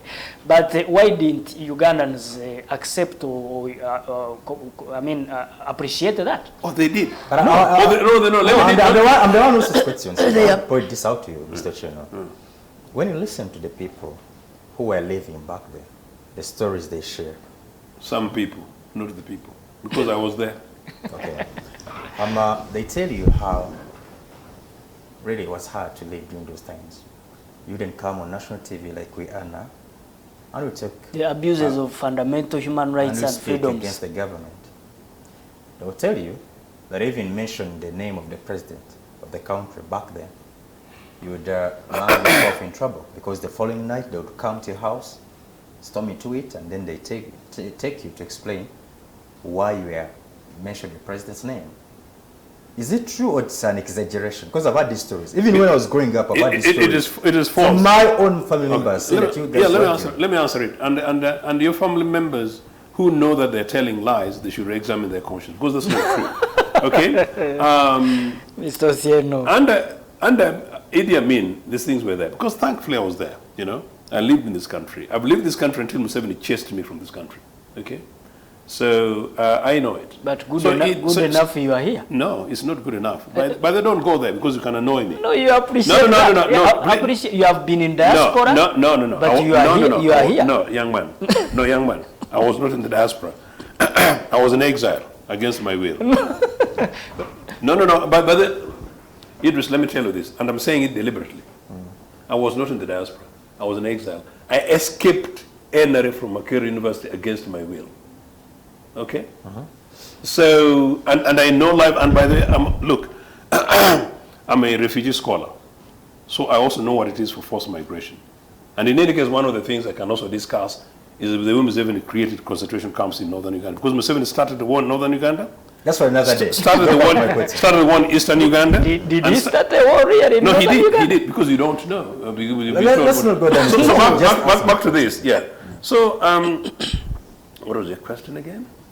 My question, I was telling you, when you hear... So what these people say, yeah, I remember it. So no, it's not true. So under Idi Amin it was. But in Obote II government, nobody can tell you, because actually... the reign of terror. No, it is actually Obote who described Idi Amin's regime as a regime of murder and terror. So people can pick terminology and was his a different one? But no, was his commander. You see, whatever Obote did, Idi Amin, Obote followed suit. Was liable. Because you cannot be a commander in someone's government. You're a lawyer.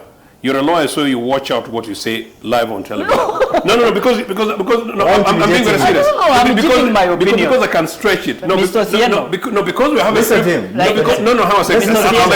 we have a privilege of television does not mean we say things that we cannot substantiate. You realize what I say, I can defend them, and in most of them with evidence. You don't listen to yourself when you speak about Museveni and his government? No, but what have I said about Museveni's regime which is not true? You have failed to appreciate anything good for this government. But what should I appreciate? Like what? No, tell me one thing under NRA. Tell me one thing under NRA should I appreciate. Okay, let me respond to you, my father. First of all, I'm not your father. I'm just like in the age you qualify to be my father. First of all, if you're not appreciating anything from this very government, and you are here expressing your freedom and right to speak, first of all, that we are not even in the other past. Is it a privilege? Is it a privilege? No, it did. It did. Under Obote's government, we had official leader of opposition. By the way, you guys, can we extend this show by 1 hour? Look, under Obote's government, by the way, fantastic. We need to respond to what I'm enjoying this conversation. I'm enjoying this conversation. You know, under Obote's government, Museveni went to the bush. Yeah. Semugere went and took his seat as leader of opposition. At no time throughout the 4 years, although Museveni was busy breaking people's necks in Luwero, although Museveni and his bandits were busy throwing bombs in Kampala, backed by DP, there was not a single member of DP who was member of parliament who was treated the way these guys treat people. But is there evidence to that effect? No, but show it. Show it. That's what I'm trying to tell you. No, is there evidence to that effect? That they are the ones who are throwing bombs in this CBD? But Museveni himself boasts of how they overthrew Obote. Let me answer here. Haven't you listened to these people's confessions? Hasn't Kendo Tafir told you before how they used to go, put on uniforms of the Uganda Army? And UPC? Did you read the book of, this man, what is his name? General Charlie Gonza? Have you listened to the confessions?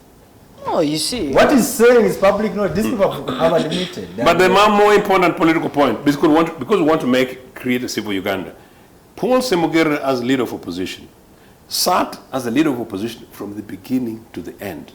I wish I could see a Besigye, a Chagulanyi, and Ochieno president of tomorrow of Uganda Post Congress in Parliament with Mr. Museveni, that cordial. You see what I'm saying?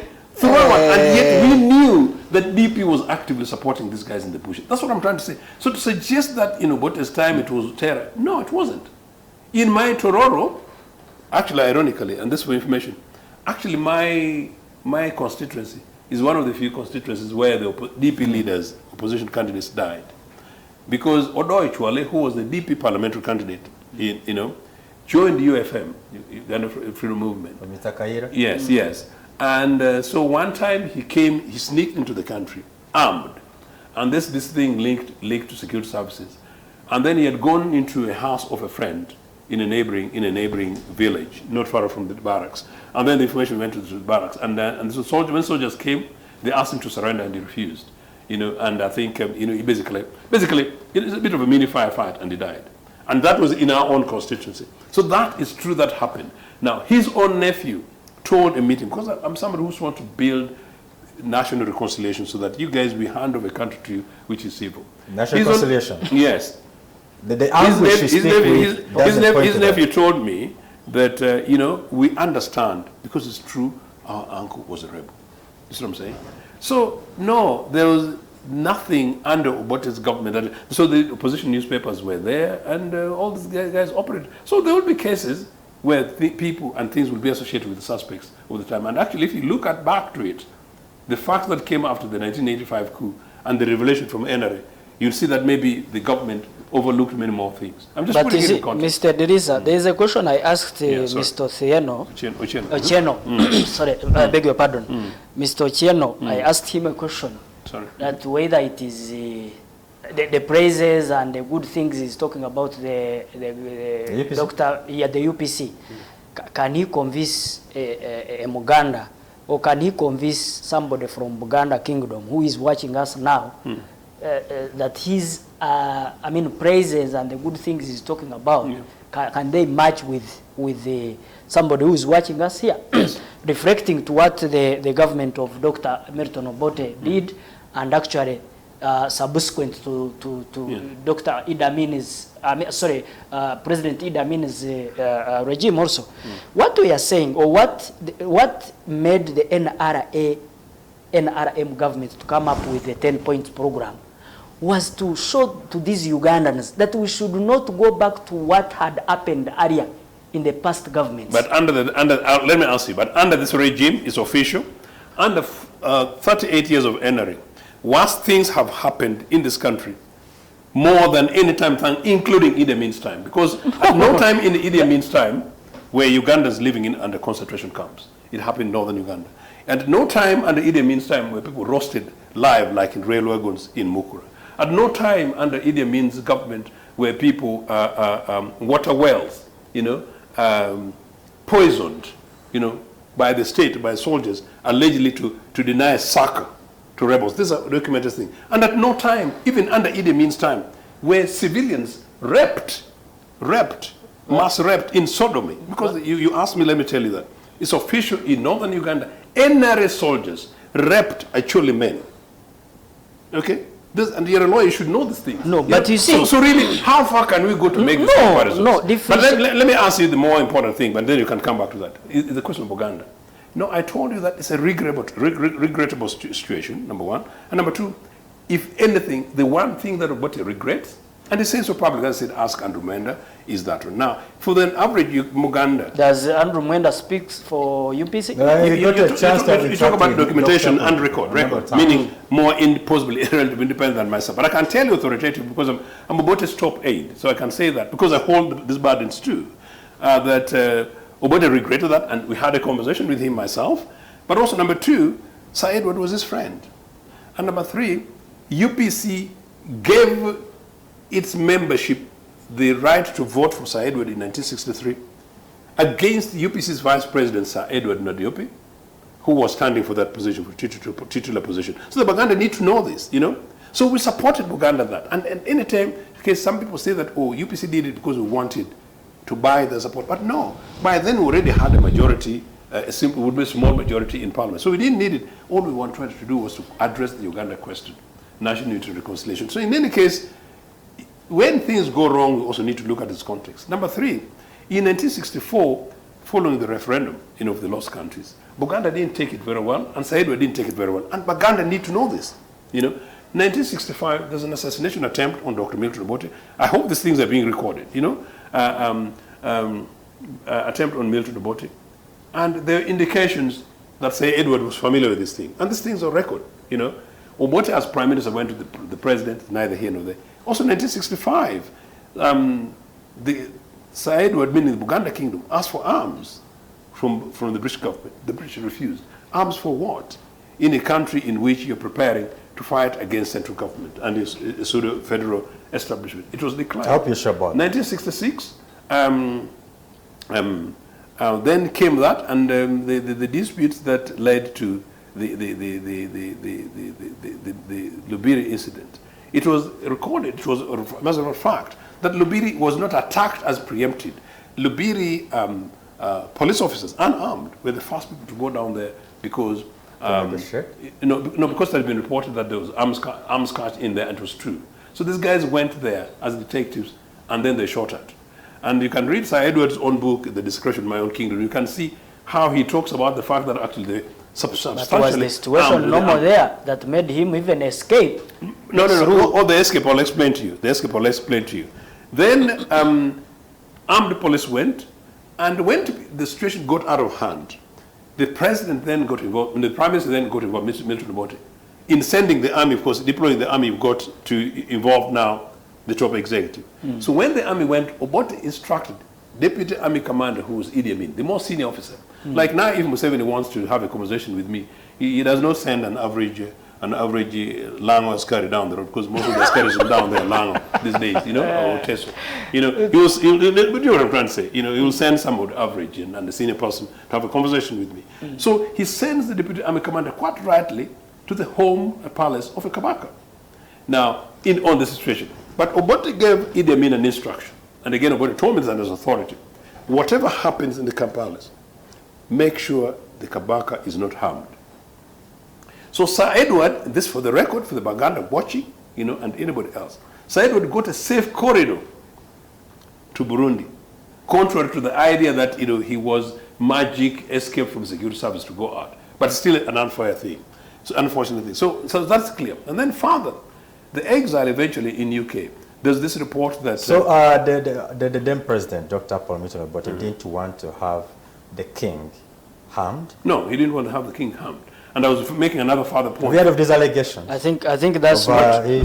But I'm telling you, I'm providing... exile. I'm providing... How he met his death. That was what attributed to. I'm coming to that. And as I said, as an anchor, you should see that I was continuing this thing for you. Because I'm sending it to you. I'm watching the clock like I told you earlier. Mr. Otieno. No, unfortunately. Time is not enough. Unfortunately. So finally, the alleged... The death of of Sir Edward in London was through... I don't know whether...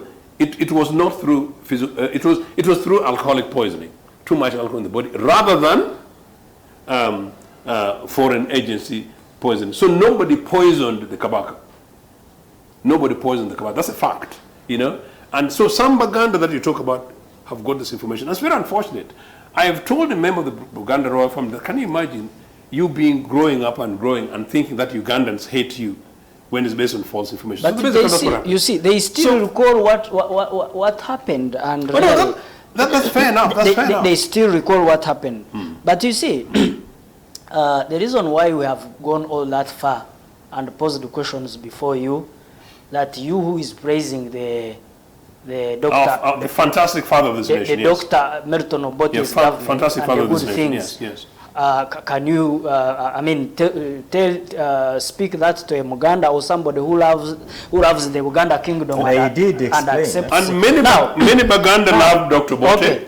Many Baganda are UPC, and many Baganda are his heroes, including many Baganda royals, and many Baganda royals. Mr. Chairman, at the back of your mind, what you're saying is not true. Is not appreciating anything good in this government. But I started by saying that I wish in New Uganda I would have mentioned some names. At least him being here expressing his views, the freedom of expression can that is not a gift. No, you're a lawyer. Freedom of expression is not a gift by any regime. But the no, it's an absolute nonsense. The condition no, UPC did not deny it, and you have no evidence. Number two, if there was no freedom of expression under Idi Amin's regime, who in the end has got association with Gaddafi, who's Museveni's friends anyway, you cannot say that now we should buy freedom of association. And so no, we are not saying, thank you. We are not saying we are buying it. No. But we are comparing it to the past. No. Where you could not even go to a talk show that like we are. No, there are no talk shows those days. Or even a radio or a TV. But there's no radios. But it's not a gift of Museveni. Now. UTV was there, wasn't it? UTV was there. No, UTV was there. But would they have yes, they would. Yes, they would. Bring someone Ochieno of the day. That's the word. They would. But the point really is the idea that talking like, because that's blackmail, and you work at the NRA headquarters, and I'm saying it deliberately to you. The idea that you get privilege, you shouldn't talk, because our young people, including those who go to the streets, watch out. It's your basic right to express yourself. It's not a gift, certainly not from Mr. Museveni. Don't go.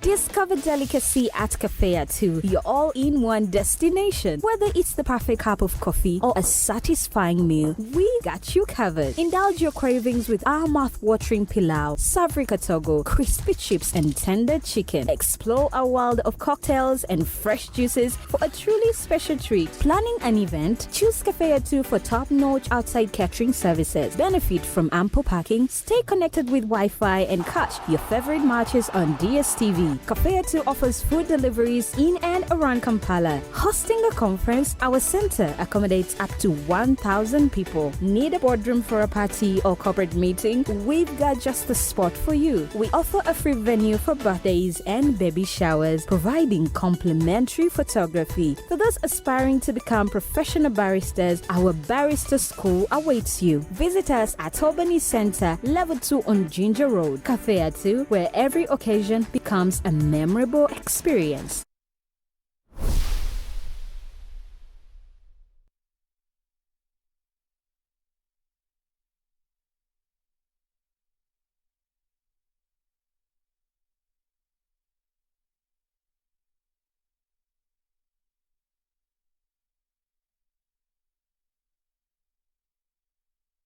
As Tours and Travel, oyagala visa oba bagikuma jangu tugikugobereko okukosa ne passport tukugobera ne air ticket bwandigyetaaze tukufunira emirimu mu Uganda ne Canada tulambuza abachakalira mu nsi z'ebweru ne mu Uganda ne tubabuukingira nawo okusula tuyina emmotoka ezirambuza ez'emikolo ng'embaga n'eziwerekera abakungu tupikinga n'abandyetaaze okutambuza okuva ku airport tusange ku Access Building Rubaga Road Level 1 Room 515 oba tukubireko.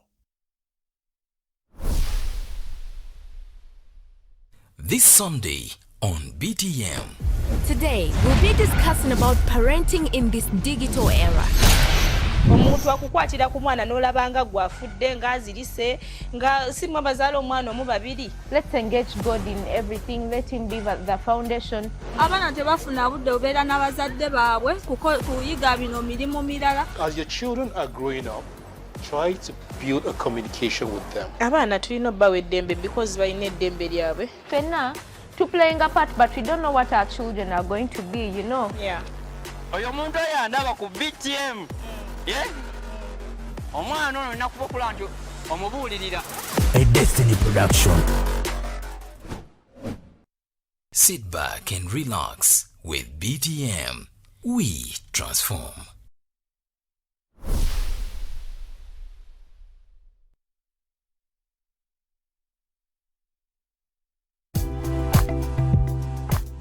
Amannya agange mpitibwa Sulaina Nakachwa nga nkola ne BF Suma. Abaami batawanyizibwa obulwadde bwa prostate, tujjanjaba obulwadde bwa prostate enlargement. Otegeera otya ng'olina obulwadde bwa prostate?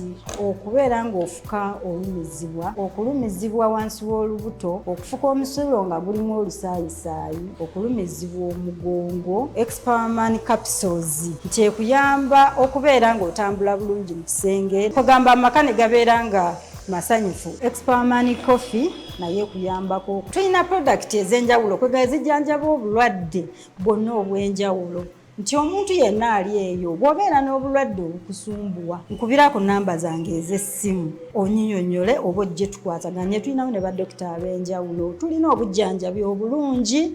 BF Suma yatuleetera product ennungi ziri nakyo 100% tezirina buzibu bwonna. Tulina branch nyingi naye nze ndi wano ku Mabirizi. Osanga discount ennungi gye bampa okusobola okutuusaako abantu bange product zonna bonna basobola ozikozesa. Tukola ne delivery bw'oba tosobodde kujja. Ennamba z'essimu eri 0758 69 29 61. Brighter life, better future.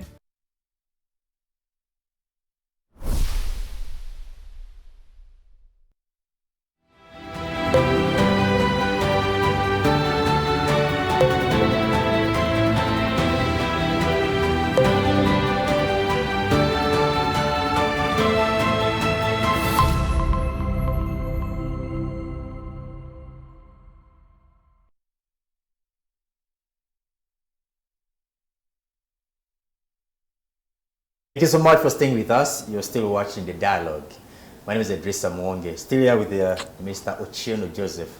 He's from the UPC and Council Nsima Gachibayu. He's from the NRM.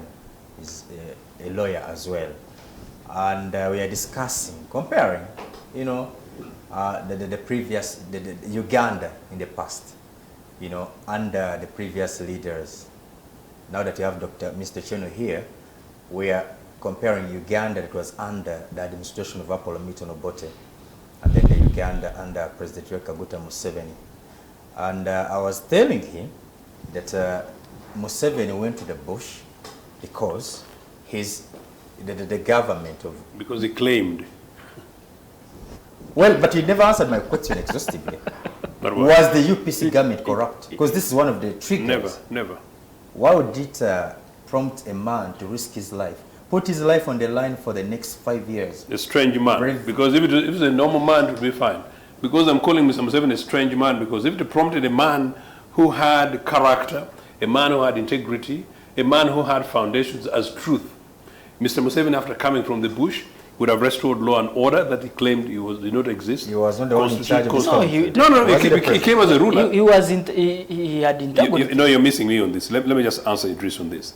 Because you asked me that what would prompt a man. I'm saying Museveni, in 1986 January on 25th, he took power on the same day with his friend Idi Amin, 25th of January. So he just checked it to the 26th just to make sure it does not become... Was Idi Amin a friend to President Yoweri Museveni?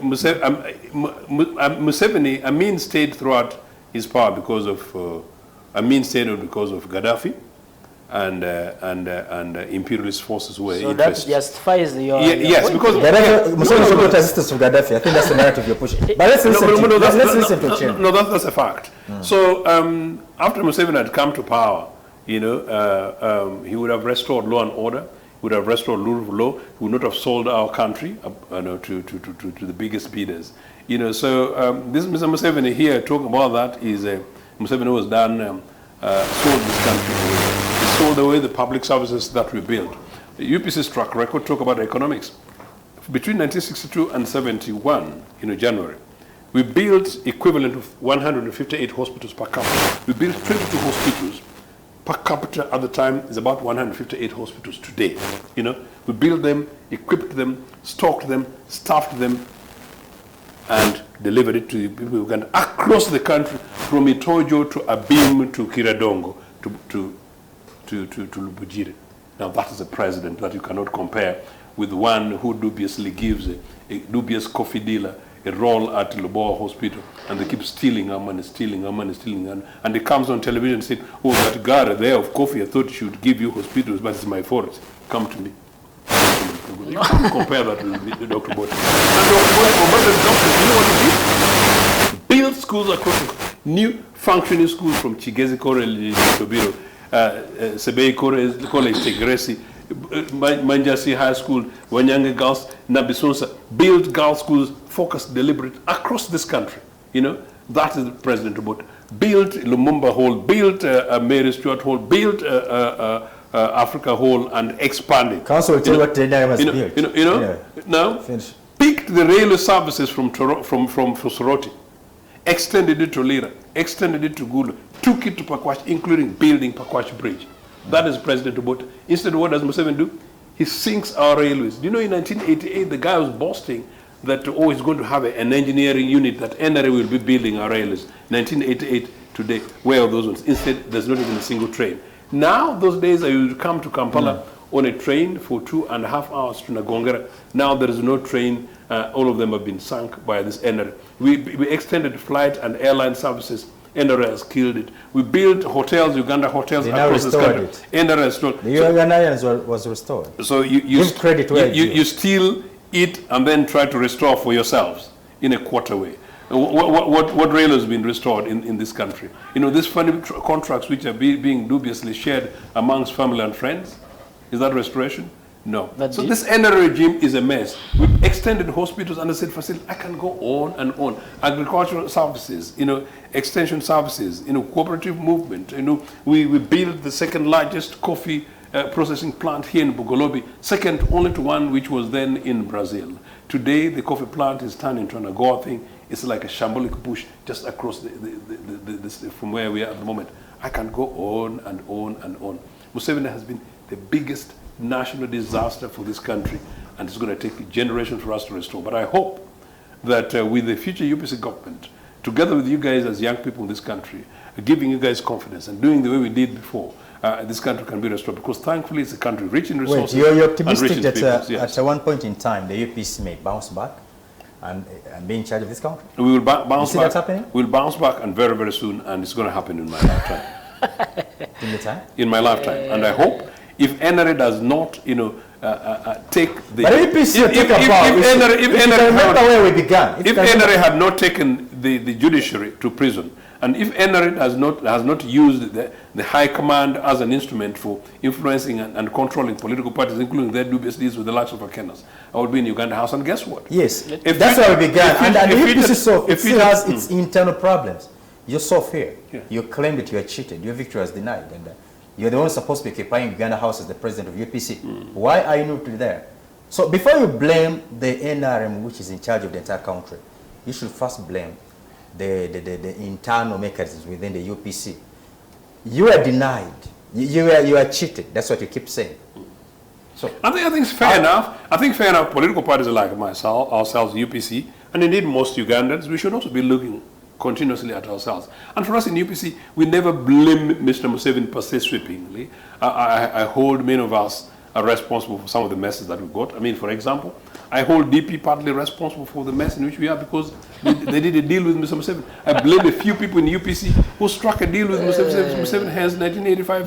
That's what I hear from you. And fast forward. Leaders in the UPC, they have struck deals with the president. Yeah.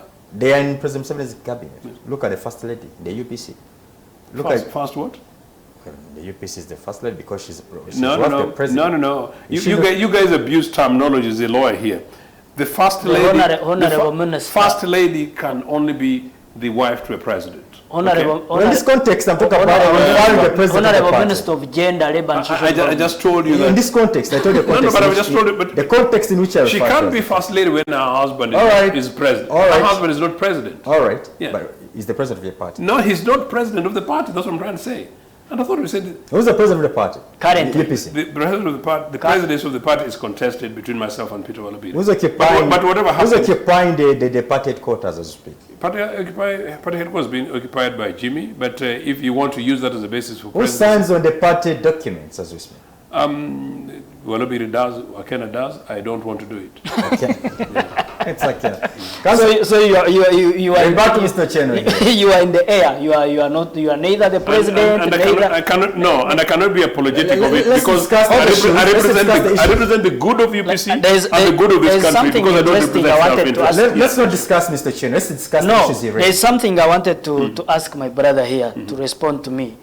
President Museveni in '86 made a statement which I want to read to you, and then you tell me its interpretation. If we fail, I can. This is not a mere change of guards, but a fundamental change in the history of our country. What did that mean to you? As And the problem of Africa is what? No qualifiers. No. I've read what I wanted him and to. And the problem of Africa saying, is leaders who you are the one who took us there. Okay, Allow fine. us discuss that. Yes. The problem of Africa is leaders who don't want to leave power. He's been here close to 40 years. Yes, he's here because of the will of the Ugandans. He's president because of the will of the Ugandans. The framers of our constitution and in chapter 1. But Council, let me ask you something, because you call yourself an NRM cadre. Really, when you think about the statements that our president has always made, like not so long ago, you remember in an interview with a certain journalist in this country, he was like, I mean, someone who you can't really count when you're beyond 75. Because at 75, there is a way he said it. But here's the same man who came and, masterminded the manipulating of the constitution, lifting of the age limit. So he can pave his way. And indeed, he successfully But that was done in parliament. And now he's clocking 80. But this is a person who was like beyond 75. You see. You're not fit to lead the country. You see. I want to... Even after 5 years. No. I want to learn from you. As an NRM cadre, when you listen to these statements from the president, himself contradicting himself, because he has done this several, contradicting himself, okay? He doesn't contradict himself. I just mentioned. No, you see, there's something we need to agree on. He's not president because he wants to be president. He's president because of the will of the Ugandans. No, Museveni never got the will of Ugandans anyway. No, nobody elected. We participate in an election, no. And Ugandans exercise their constitutional mandate. But after the election, you hear what Ugandans say. And they vote for the NRM. They say the ground is not leveled. No. And you're always here. Look, for example, if you've not always been here, this time around, I hope you're going to be here. Towards the 2026 elections, you're going to see the atmosphere in the country. Members everywhere, soldiers moving. Now this intimidates. And you saw what the Electoral Commission was saying the other day. This lower voter turnout. Very many Ugandans don't turn up to vote. Have you ever realized? But don't you know that it is your constitutional mandate as a Ugandan? So why do you think some Ugandans don't? To participate in the Council, when you talk with people, they always tell you that during the election, they're like, okay, let me now run. Some of them fly out of the country, fly out of the country, that you know. The urban dwellers, they go back to rural areas because of what they're seeing in the city. It's like we are at war. Election time is like we have never been at war. That intimidation alone. We have never been harassing of his opponents. I am going back to the other statement I read, that this is not a mere change of guards, but a fundamental change in the history of our country. It meant that there was a history that Uganda had and was not really good in the eyes of the Ugandans.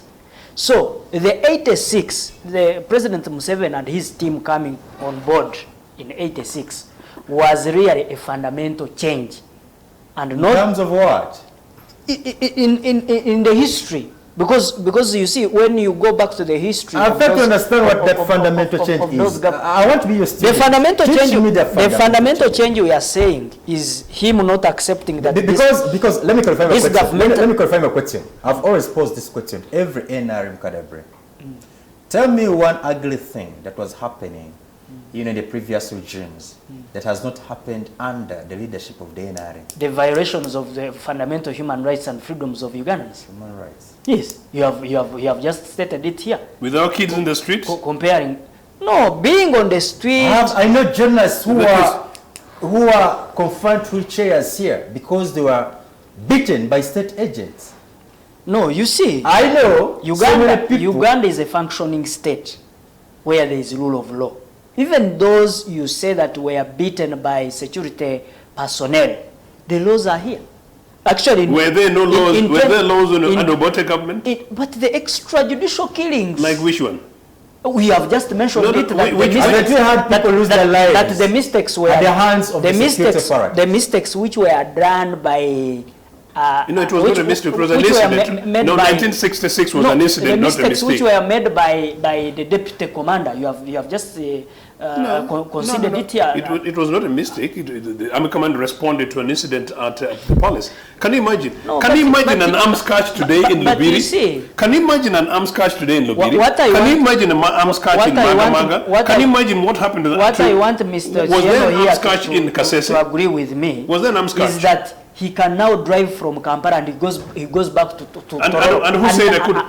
Untouched. And who said I couldn't those days? No matter who said I couldn't. No. Who said I couldn't those days? Secondly, who said I could not do so under Obote's government? Secondly, the roads is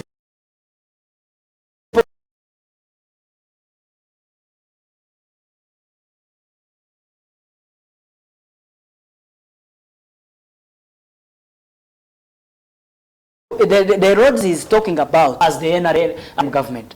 The education is talking about. In 1997, this government introduced the UP, where even in his home area, where you killed the education system in this country. Please don't go there. Universal primary education. Don't go there. And we brought to use universal secondary education, where students go and get education. Shocking. Yes, we may have challenges. We may have minor challenges, but they are being worked upon or on by government.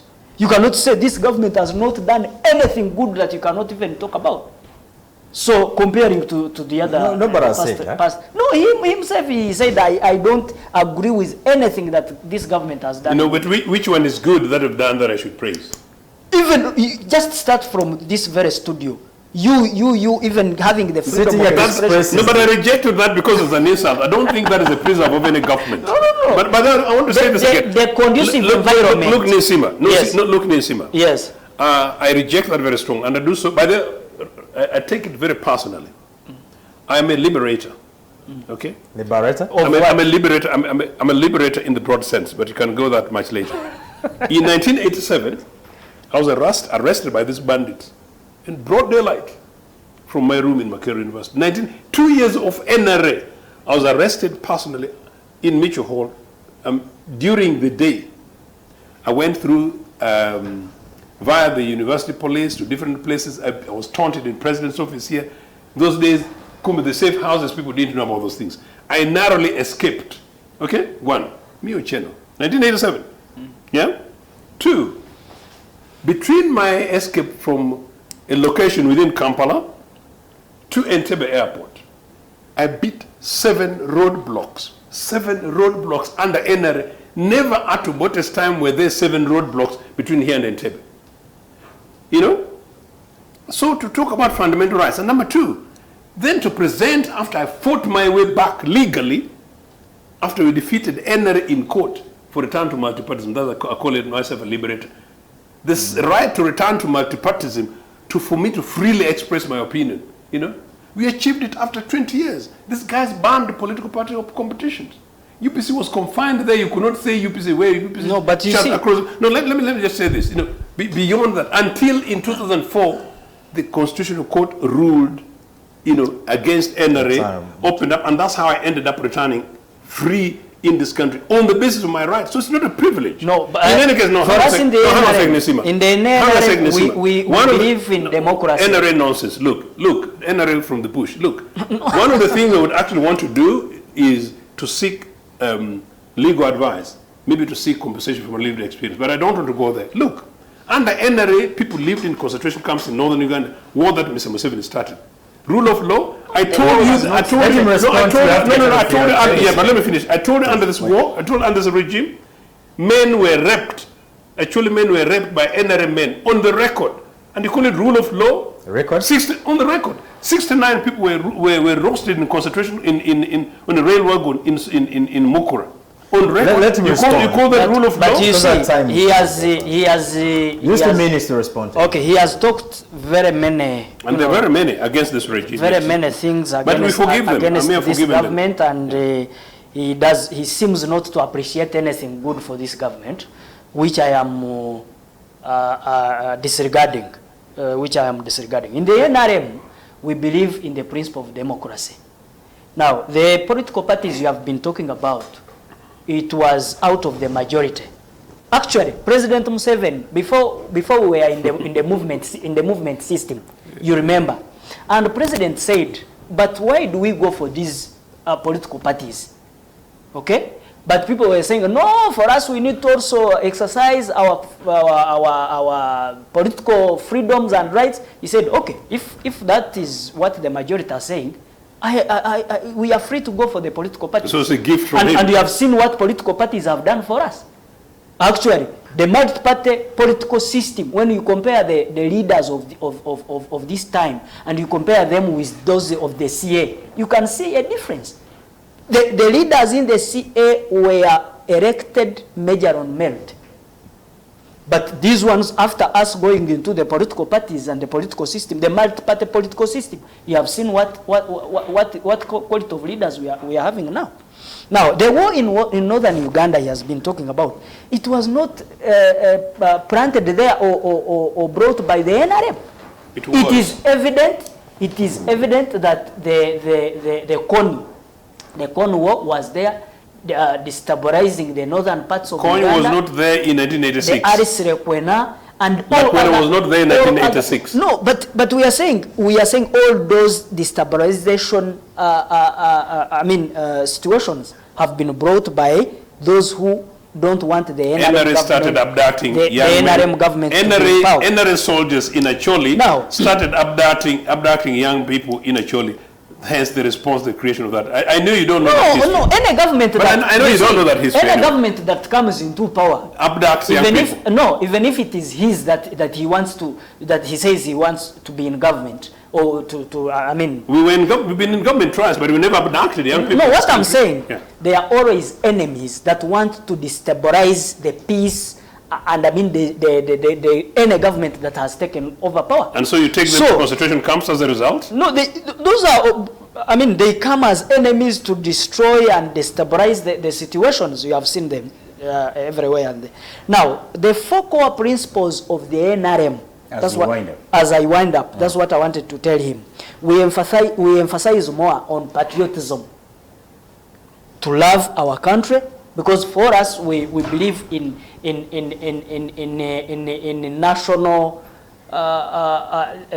national interests as opposed to the national identity.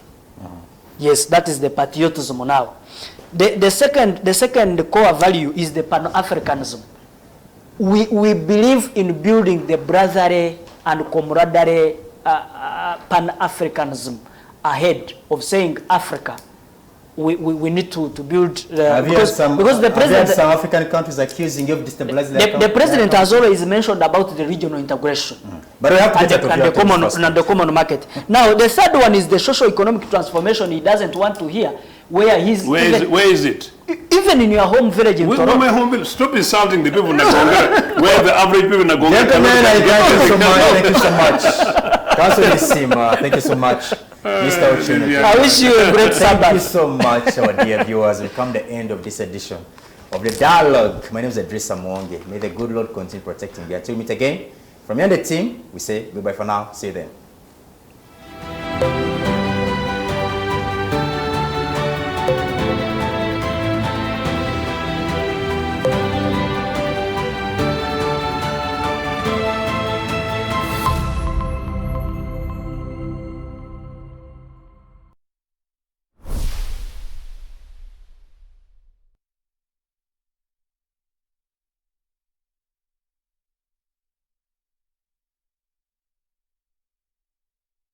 Discover delicacy at Cafe 2, your all-in-one destination. Whether it's the perfect cup of coffee or a satisfying meal, we got you covered. Indulge your cravings with our mouth-watering pilau,